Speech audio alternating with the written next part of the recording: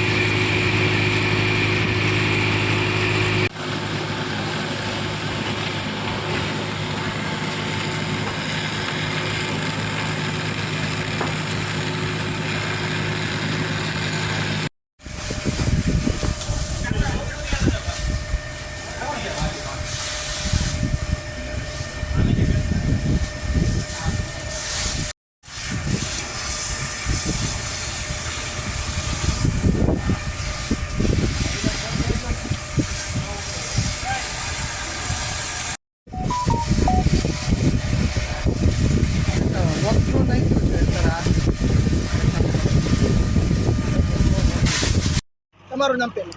રાજુભાઈ દોશી.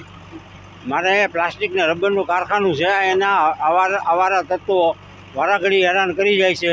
આજે અમે કારખાનું બંધ કરીને ગયા પછી 10 મિનિટમાં કોઈક આગ લગાડીને ભાગી ગયું છે.